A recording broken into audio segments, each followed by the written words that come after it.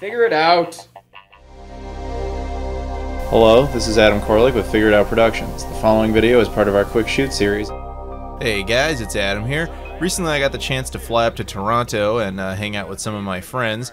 Scott the Canadian, who is actually holding the camera in this particular shot. I went up there for the Waterloo video game swap, which is in the city of Waterloo, Ontario.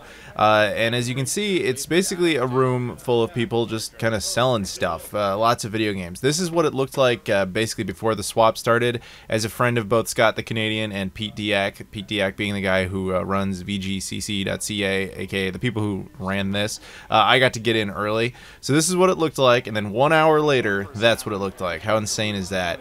It's all, you know, dealers just selling tons and tons of stuff, and you get all sorts of great deals, especially with the exchange rate. I've harped on this in the past. The current U.S. to Canadian exchange rate is amazing for Americans. Like, so, for example, the tickets to get into this thing was $5 Canadian. VIP tickets let you get in about a half hour early. That's $10 Canadian. That's about $7 US. That's awesome. And I think they were playing into the stereotype because this building they hosted this in had 4 different hockey rinks in it. I'm not kidding.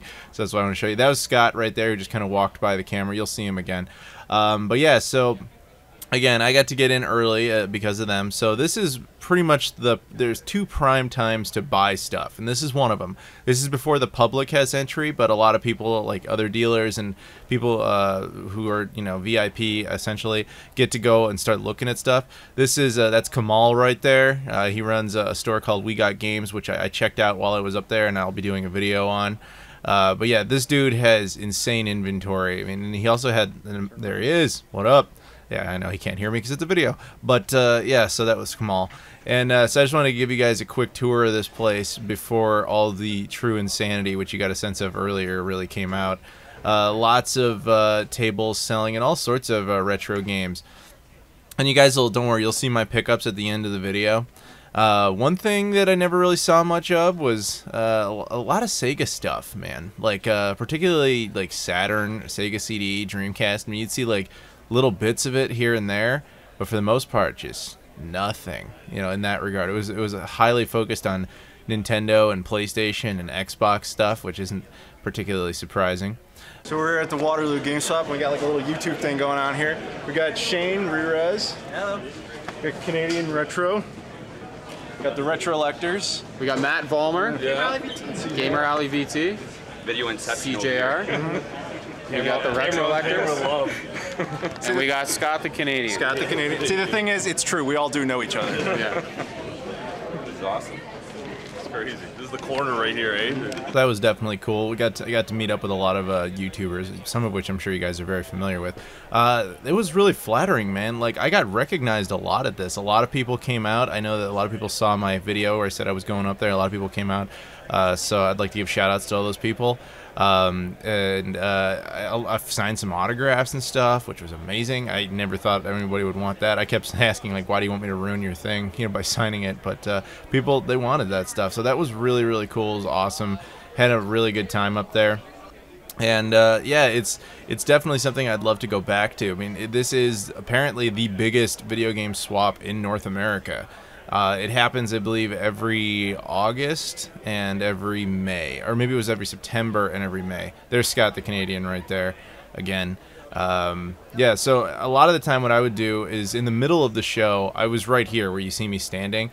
I was just helping Scott and Pete try to, you know, sell their stuff. There he is again. Yeah, Scott's not a very good salesman, man. He didn't make enough sales. He sucked. I know Pete is upset at him for that, but it is what it is. You gotta try harder, Scott. That's how it is. But yeah, this so many other good stores. A lot of there's an amazing retro gaming scene up in Southern Ontario. So this was kind of the mecca where they all kind of come together. Oh, this thing is amazing.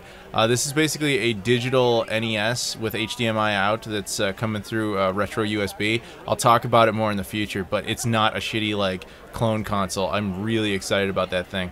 But again, inevitably I'll talk more about it. That thing is just absolutely awesome. But this is near the end. This is what they call fire sale mode, where the whole thing's wrapping up and everybody's just willing to sell stuff for cheap so they have less stuff to carry. So needless to say, I took advantage of that. And now I'm going to go ahead and show you what I got. So that was a look at the Waterloo video game swap of May 2016. It was awesome. I really had a good time, and I know the footage didn't really do it justice because it looks insane. It just looks like pure chaos, but it's not.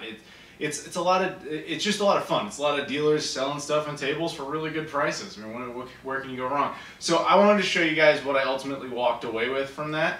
The first thing I got here is a game called Seek and Destroy for the PlayStation 2. This wasn't the first thing I picked up. We're just kind of going in console order, basically.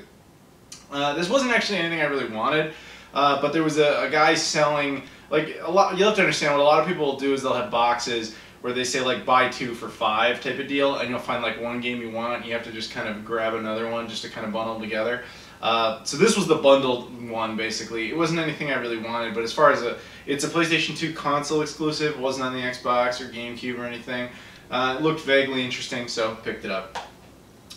This game, Tournament of Legends, is actually for the Wii, is one of the few Wii games I've actually been kind of keeping an eye out for because I actually wanted it. It's a fighting game made by Sega, so that always kind of caught my interest. A funny little story about this one is the table I saw it at initially, they were asking $12 Canadian for it. Now, in case I didn't make it clear, with the current exchange rate, if you're an American, it's basically like getting 30% off of whatever it is. So if something's $10 Canadian, it's basically $7 US. So do the math on that kind of thing. So they're asking 12, and I really, even for 12 Canadian, I wasn't really interested. Near the end of the show, though, I walked back around another table and I saw that it was still sitting there. So I offered them 5 Canadian, thinking there was no way they were going to take it. I thought they were going to up it to 10. And the guy immediately goes, yes, 5, done, absolutely. They were just desperate to get rid of it for some reason. So 5 Canadian, so it's basically like $3.50 or so US for this game. So I think that was a good pickup. Now, bunch of original Xbox games here. Now that was basically the primary thing I was looking for there, was a lot of original Xbox games, and I'm very satisfied with what I came away with. First game up, Bloody Roar Extreme. Now, this is I'm not going to say it was rare, because with the exception of Jurassic Park Operation Genesis, there really is no such thing as a rare original Xbox game, but there are tiers of uncommon, and this is one of the higher up ones. I never see this game, and usually it goes for like $30 US. So I believe that they were asking was 25 Canadian, and I bundled it with, actually this game, Crash Bandicoot Wrath of Cortex. I believe they were asking like 15 and 25, so that would have been about 40. I think I walked away with the pair for 30, so that was pretty good. Yeah, so definitely glad to get that off my list. And the funny thing about it is, went to like in the weekend that I was up in Toronto, we went to a couple of different game stores, and I saw this at a couple of different places. I never see this game in the States. Maybe it was just more common up in Canada, I don't know. But either way, I got it now. So as mentioned before, Crash Bandicoot Wrath of Cortex. I do see this one a lot, it's just I've never bothered to pick it up, but bundled price made it worth it. Nothing special about this, almost plays into the stereotype that I picked it up. ESPN NHL Hockey, it was cheap. This one was my first pickup, and in some ways was the most exciting one. And not really, but F1 2001 for the original Xbox. Now, I'm sure you look at it and you go, okay, it's like an EA racing game, I'm sure it's common as dirt. It's not valuable, but I've literally never seen it before. I knew it was on the list of games, but again, I've never ever seen it. And I guess the story with it was that it was supposed to be an original Xbox launch game, but it wasn't. It missed the launch date by 3 days. Came out the day the GameCube came out in North America. I don't know why, but I'm sure that had some effect on burying it to history. The sequel, F1 2002, was released on the Xbox in Europe, but never in North America. I don't know if Europe got this or not. But yeah, so my point is, even though this game is not valuable at all, it's very uncommon. I've literally never seen it before. So very awesome to get it. It was the first pickup I got of the day. A guy had it in like a big box of tons of games where he was like 2 for 5. Again, 5 Canadian, so it's like $3.50 US for 2 games. So it was about like $1.50, $1.75 or so, whatever for this. Totally worth it. Ice Age 2: The Meltdown. Jade Empire Limited Edition. Now I actually already have the regular edition of Jade Empire, This just has a couple more content, like and a little bit and a bonus disc in there. It usually goes for like $10 to $15 US. But in this case, what happened was, again, another dealer had a big box full of just games. And this guy had an insane deal. It was Video Game Experts. They actually run a store that I went to, and I'll be doing a video on later. But in this case, what they did was they had a box full of 4 games for $5, again, Canadian. So that's $3.50 US, so that's literally less than $1 per game. So I dug through this box with such ferocity looking for 4 games I needed. And the reality is I couldn't find them. It was all things I already had or I just didn't want. However, my buddy Scott, the Canadian, who was up there, obviously, because he was major part of the reason I even went up there, I was like, dude, do you need anything in this box? And he dug around and he was like, yeah, I need these 3 games. I was like, perfect, put this with it, and we got our 4 games. So we settled up. He bought those games. I gave him like $1 US and we were all good. So I technically overpaid, but that's okay, it's fine. $1 US for that, no problem. NBA Ballers, Serious Sam,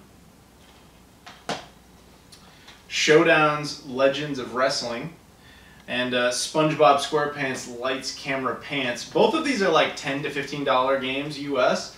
Again, this was another situation where I found it in a box where it was like buy 2 for $5 Canadian. So it was a good deal. And finally, for the original Xbox, Street Hoops. I also got a few Xbox 360 games. First up was a game called Eat Lead: The Return of Matt Hazard. This wasn't anything I was seeking out. It was kind of like Seek and Destroy, where I wasn't really looking for it. I was looking for something else, and then I needed another game to go with it so that you could get like a 2 for $5 type of deal. So it looked vaguely interesting. I've never heard of it before, so whatever. That's why I picked it up. This game I actually very much was looking for, but for the saddest of reasons, because it's one of the worst games ever produced. Ride to Hell Retribution. It's a game that is notorious for how awful it is. Angry Joe made the whole world very aware of that. On my other channel, Game Society Pimps, we've actually done 4 videos on this particular game. It is awful, hilariously awful, and I highly recommend watching those videos, by the way, but it's terrible. Why would I pick it up then? Well, there's been a lot of pressure recently on my other channel to have us play this again, so I thought we should be prepared in case we decide to go for it. This cost me about, I shit you not, about $1.25 US with the exchange rate and like a combo deal I had, so I still think I overpaid though. And then finally for the 360, Terminator Salvation, which I know is a terrible game, but just for Terminator, you know, franchise, whatever, fanboy reasons, if you will, I wanted to have it in the collection. And I believe this was the game that I put together with this. So these 2 combined, I think, was $3.50 US. So moving on, let's go with this. Check it out. I got an N64. Now this I actually paid absolutely nothing for. Now what happened with this was I was working at the booth with Scott, and I told people before I went that, you know, I was going to be there. So anybody, if you see me, if you're coming out, say hey. I'll be very sociable, of course, because I was, you know, it's a lot of people with the same interests as me. As people watch the channel, I'd love to talk to people like that. And so this guy Patrick walks up to me, and he's just talking to me about the channel and all that. And then he talks about how he does a lot of modding to video game consoles, which is awesome because you can never have enough good modders for consoles. And then he says, like, hang on, I gotta go for a bit, and he leaves. And then he comes back, like 10 minutes later, and he whips this out, and he's like, yeah, see, this is an N64 we modded, him and his partner. I believe his partner's name was John. I only spoke to him for like a moment, so I apologize if I forgot your name, dude, but I'm pretty sure it was John. So he was talking, he's like, yeah, this N64 here has been RGB modded. If you guys don't know, RGB is a video option. Like, SCART is the cable, but it runs through a format called RGB. And it makes the N64 look a lot cleaner and clearer than it ever did natively. Nintendo disabled it originally, but a lot of modders have gone back and re-enabled it, basically. And he told me that he had enabled it into this N64, and I thought, oh, that's really cool. And he showed me some other things, like he had a Super Famicom that he had worked on, that he had modified the cartridge slots so that it looks good, but it's now capable of taking North American cartridges without any sort of bypass cartridge. And he also had a VGA modded Dreamcast. But he basically told me, like, here, dude, just take the N64. So he gave this to me absolutely for free. So what I'm going to do is, some point later this month or next month, I'm going to do a video on it.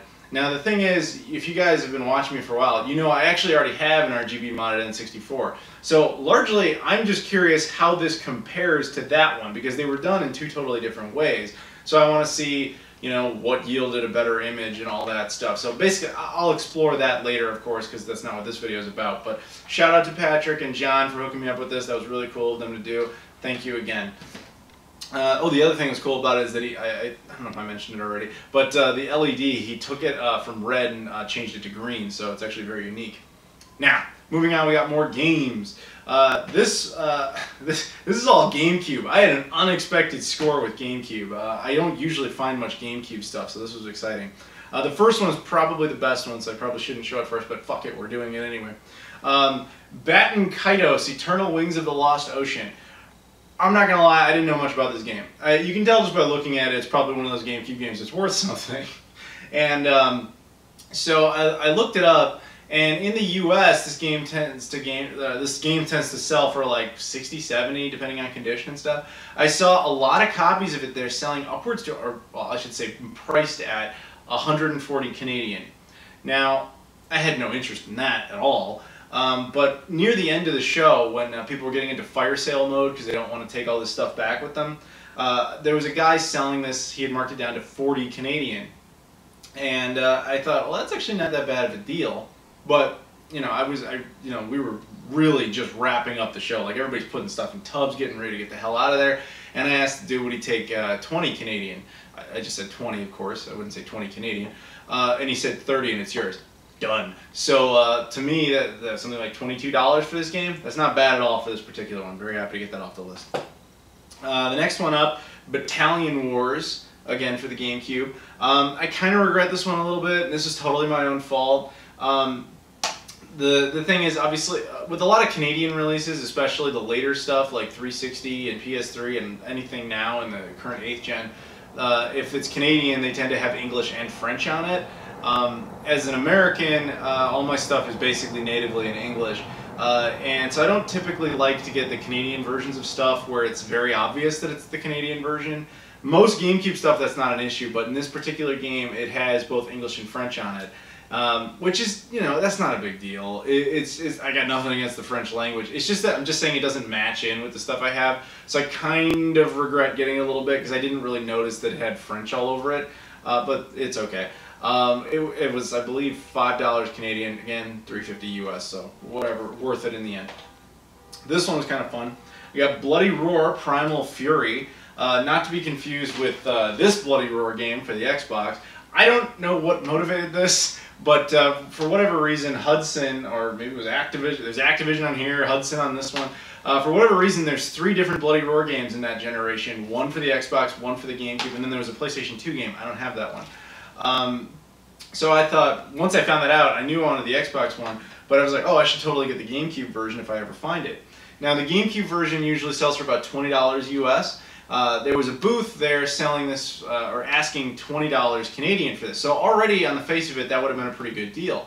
But near the end of the show, again, I saw it and I said, hey, how about $10? And he just countered with 15. And I probably would have accepted it, but for some reason in my brain I went 12. And he just went, I'll rock, paper, scissors you for it. And I was like, all right, so if I win, I get it for 12. You win, you get it for 15. Or you get it for 15. And I was like, all right, done. So we played, I won, so I got it for 12 Canadian, which is like 8 or 9 US. So that was a pretty good deal on that one. Monster House, which I believe was, yeah, this was the free game I got with F1. So there you go. No other real reason I picked it up other than it's just a GameCube game that wasn't released on like the Xbox, so that's the primary reason. That's primarily, by the way, in case you're curious how I've selected some of these titles. A lot of the GameCube stuff that I pick up is stuff that simply wasn't released on the original Xbox. This is an interesting release for kind of that reason as well. This is PacMan vs. / PacMan World 2 Combo Player's Choice Edition. Now, this is basically a release of PacMan World 2, a re-release of it. Now, PacMan World 2 was released on the original Xbox, so why would I get this? Well, I don't know exactly how this happened, but at some point, someone at Nintendo convinced Shigeru Miyamoto to work with Namco to have Shigeru Miyamoto make his own version of Pac-Man. And that's what Pac-Man Versus is. Now, Pac-Man Versus was never sold as a full retail disc. There's two versions of it. There's this little cardboard, like tiny, like, you know, a bent foldable like type of thing that was given away in like magazines or something. I don't entirely know how that was released. I think it was through magazines. And then there was this one where it was just a bonus disc thrown in with the Player's Choice re-release of Pac-Man World 2. There is no not Player's Choice version of this release, which is unfortunate because the spines are hideous and they don't fit in very well. But yeah, I wanted it basically just for Pac-Man Versus. And the funny thing about this particular game is I picked it up from a YouTuber you guys might know named SeeJayAre. He's a Canadian who, obviously, and he was selling up there. He gave it to me for 10 Canadian, which is like about 7 US. It was a pretty good deal on this game. Shrek Smash and Crash Racing, UFC Throwdown, and WrestleMania, or WWE WrestleMania 19. A lot of, especially these later GameCube ones, were just like fire sale moments where people were like, hey, 3 for $5, you know, that kind of thing. So just a couple other things here I want to show you. First up, I got, look at these, an N64 game and a Game Boy game. How exciting. Sort of. So what happened here was, you guys might have noticed in the footage, I saw a booth run by a guy named, well, the store is run by, called Power Up Gaming. Now they're based in Barrie, Ontario, which I've never been there, but I believe it's about like a couple hours north of Toronto. And the owner had contacted me a while ago and said like, hey, if you're ever in the area, come check out my store. You know, I'd love to hook you up with some deals, etc. Which always sounded great, but it was just not really feasible to get there because I would have to basically kind of force my friends to do it, and I didn't want to make them do that. But at the swap, I was chatting with him for a bit, and near the end of the show, we were chatting again. I was just saying like, hey, it was nice to meet you, etc., etc. And then I left, and I was walking away, and like a minute later, he's kind of comes after me, flags me down. He's like, hey, I just wanted to give you something. Thank you again for coming out to the swap. And he hands me these two things, and I'm just like, whoa. And then 64, I don't remember, this is Majora's Mask and Pokemon game. Like that's what it looks like. But as it turns out, what these are bars of soap. Now you guys might have seen these online, like on meme-based, people thinking that they're like fake, they're not real or whatever. No, these are real. This is the Game Boy one is peppermint smelling, and the Zelda one is actually orange scented. Now you can use them, of course, as bars of soap. I don't know if I'm going to, because they're such neat little display pieces. I haven't really decided that, but either way, there they are, and thank you to Power Up Gaming for hooking me up with those. Now finally, the last release I got here was kind of a surprise one. Power Stone for the Sega Dreamcast. Now the reason this would be surprising is if you guys know me, I have a full Dreamcast set. I've had one for years, so why the hell would I do this? Obviously I do have a copy of Power Stone, but what I have has always been the All-Stars version. The All-Stars thing, a lot of people probably don't know this, but Sega did what they called All-Stars. That was their version of Greatest Hits, or Player's Choice, or Platinum Hits. You know, the re-release ones that have different looking cases. That's the one I've had. I've never actually had the original launch white version. And it's always been like an eyesore on the shelf. But I was like, well, Power Stone's kind of an expensive game. Like now it goes like 50, 60 US. And I was like, it's really not worth it. I'd rather put the money into something else because I already have a copy of the game. In fact, it was one of 2 Dreamcast games where I only have the All-Stars version. The other one's like a sports game. I could replace it very easily, and now I probably will. But yeah, so I got Power Stone. Now there was a booth where the guy was asking $50 Canadian for this, which already was a pretty fair price. Because again, that would be like a little over 40 US, something like that. 35, 40 US, something like that. And I almost did it, but then I decided not to. And near the end of the show, he had marked it down on his own. He had marked it down to 40 Canadian. So that was really tempting. But again, I walked away. And I did not walk far before I just turned around and I said, I'll give you 30 Canadian. Well, I said 30. And I didn't say 30 Canadian. No. I said, I'll give you 30. And he said 35. Done. It's in great shape. Disc is really, really good. Manual's in great shape. Everything about it is in really, really good shape. So for 35 Canadian, which again, like 27, 28 US, something like that, I don't remember offhand, that's a really good deal. So there you go. Overall, the Waterloo video game swap was awesome. I actually calculated, because I paid everything in cash, because it's just the most efficient way to do that. You haggle and all that stuff. I only spent like, I think the equivalent of about 120 US for all this stuff. So that was fantastic. So really happy about that. So I just want to thank everyone who was involved. Some names off the top of my head. I want to thank Scott the Canadian. I want to thank Pete Diak. Pete Diak being the guy who runs VGCC.ca, who hosts the whole thing. Guy's an awesome dude. This is really his baby, and he made it possible for all these people to have a really good time and have a great place to buy stuff. I also want to give a shout out to Kamal Lally, who runs We Got Games. I have a video coming up on that dude's store. It's an awesome store. You guys will see it, hopefully. And I want to, of course, thank you guys for watching, and I'll see you all later.